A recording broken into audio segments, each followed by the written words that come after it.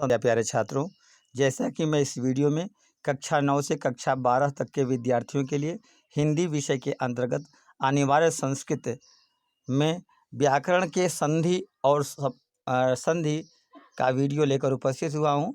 उनमें से स्वर संधियों में दीर्घ स्वर संधि और यण स्वर संधि छात्र ध्यानपूर्वक समझने का प्रयास करें। इस वीडियो के अगर 1 से 2 बार आप देखेंगे तो ये 2 स्वर संधियाँ आपको कंठस्थ अवश्य हो जाएंगी। तो प्यारे छात्रों, आप सर्वप्रथम देखें दीर्घ स्वर संधि। इसका सूत्र है अकः सवर्णे दीर्घ। प्यारे छात्रों, इस सूत्र में आया हुआ अक जो है वो एक प्रत्याहार है। अक का तात्पर्य है कि आ से लेकर क के तक आने वाले वर्ण। तो आप प्यारे छात्रों, अगर महेश्वर सूत्र आपको याद है तो आप गिनना प्रारंभ करें अ, ई, उ, री और ली।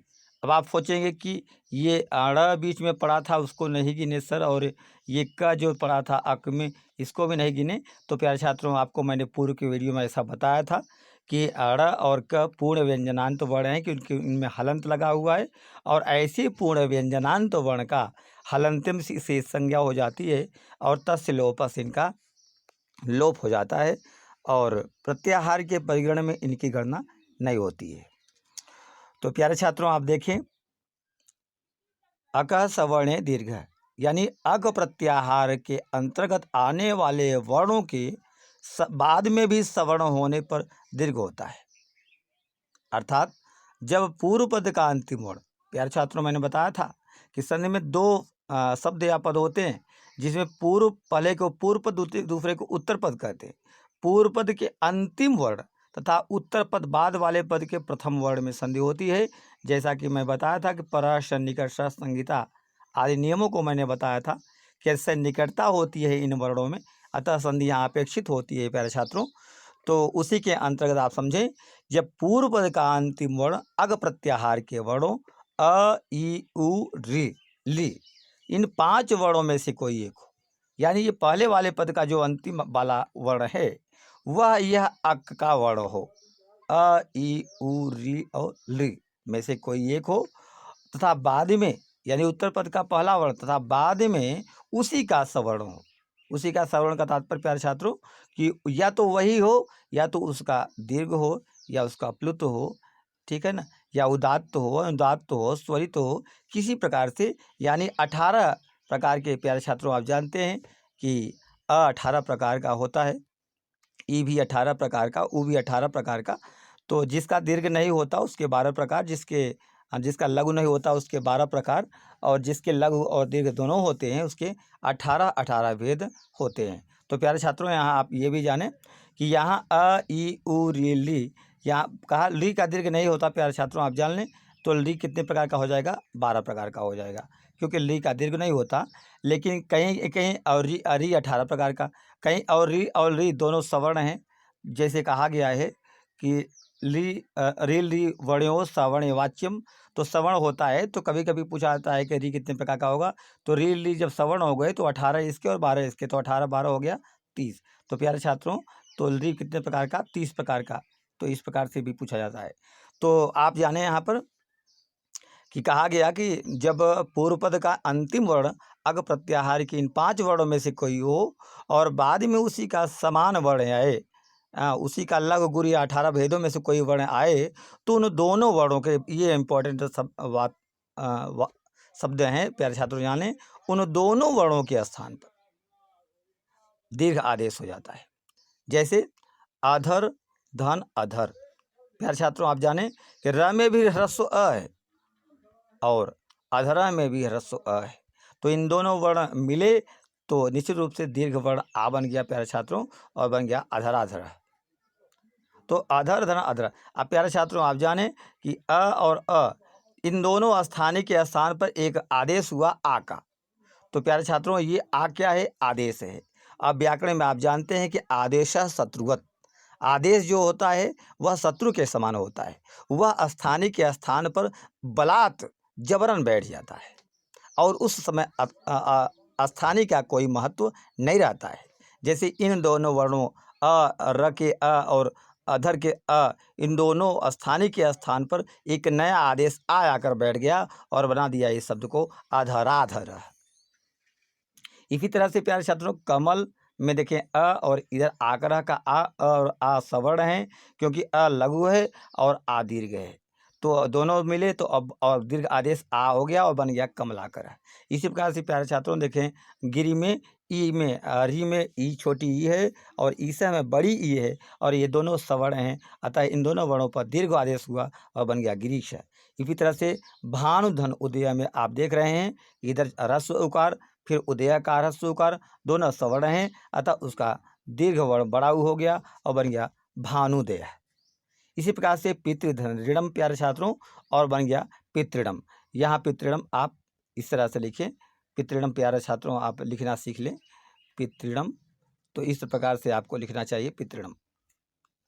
तो ये 2 बार होगा क्योंकि दीर्घ का सूचक होता है। तो इस प्रकार से प्यारे छात्रों दीर्घ स्वर संधि आप समझ गए होंगे। आ जाएं अब यण स्वर संधि। यण स्वर संधि सूत्र है इको यणच। प्यारे छात्रों यहाँ पर आप देख रहे होंगे, ये यहाँ पर 3 शब्द हैं, एक तो है इक और एक है यण और दूसरा है अच। 3 वर्ण हैं, 3 शब्द हैं, इक यण अच। तो इक क्या है प्यारे छात्रों? इक है एक प्रत्याहार जिसमें ई से लेकर क तक वर्ण आते हैं प्यारे छात्रों। तो देखें ई उ री और री 4 वर्ण इक में आ गए और बाद में क्या कह रहा है, बाद में कोई असमान स्वर हो प्यारे छात्रों, यानी यही रिपीट ना हो, और यही अगर वर्ण रिपीट होता है तो वहाँ तो ऊपर की तरह सवर्ण दीर्घ हो जाएगा।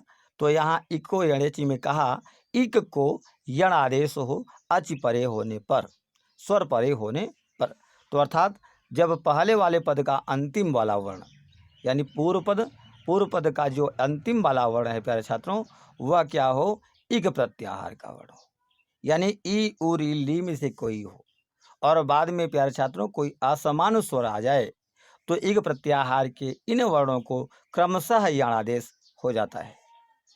तो आप जाने प्यारे छात्रों कि इक में 4 वर्ण हैं, ई उ री और ली। इसी प्रकार से यण में भी यह 4 वर्ण हैं, य व र और ल। तो यहाँ पर इक के इन वर्णों को तो आप अभी ऊपर देखे थे कि यहाँ दोनों वर्णों पर आदेश होता था, यानी दोनों वर्ण के आदेश पर। अब यहाँ इको यणच सूत्र कह रहा है कि इसमें पूर्व पद के जो अंतिम वर्ण है उसी इक को ही आदेश होगा। अब दोनों वर्णों को आदेश नहीं हो रहा है, इक को आदेश हो रहा है।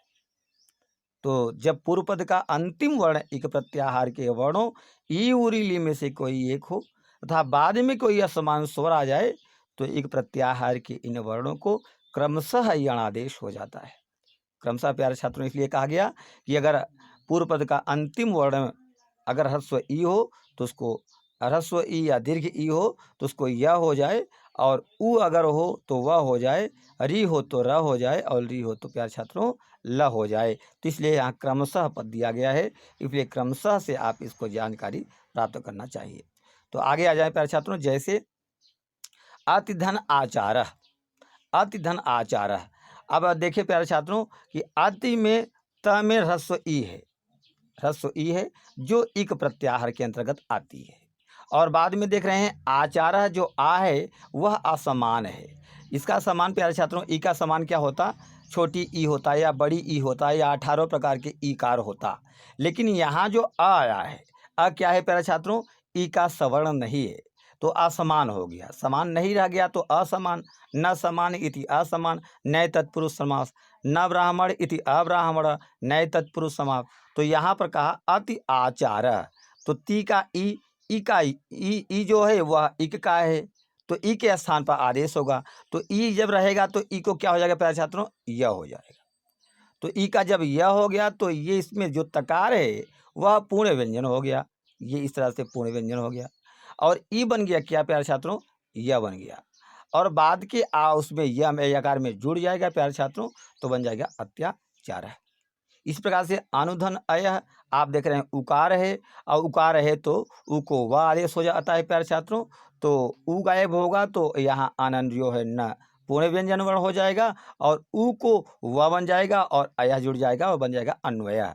इसी तरह से मातृधन आज्ञा में देखिए प्यारे छात्रों, त्रि में री है, री हटेगा तो केवल त बचेगा और री को र होगा और इस प्रकार से मात्र बनेगा और आ जुड़ेगा मात्रा बनेगा। आज्ञा, आज्ञा तो ये है, मात्रा आज्ञा बन जाएगा। इसी प्रकार से प्यारे छात्रों आपको जानना चाहिए ली धन आकृति से लाकृति या ली धन आकारः से लाकारः, ठीक है ना। तो इस प्रकार से प्यारे छात्रों आप संधियों को समझने का प्रयास करें। 1 से 2 बार इस वीडियो को देखें, प्रैक्टिकल करके समझें तो छात्रों निश्चित रूप से आपके समझ में आ जाएगा। यह भी निश्चित रूप से जैसे आप गणित पढ़ते हैं वो जोड़ घटाना आप पढ़ते हैं, हाशिए वाला जोड़ और फिर घटाना आदि, तो ये भी एक तरीके से जोड़ है, वर्णों का जोड़। तो प्यारे छात्रों 102 बार इस वीडियो को देखेंगे तो यह संधि, दीर्घ स्वर संधि और यण स्वर संधि अवश्य ही आपके समझ में आ जाएगी। तो फिर अगले दिन मैं पुनः व्याकरण का कोई पीरियड लेकर उपस्थित होऊंगा। तब तक के लिए धन्यवाद। शुभ संध्या।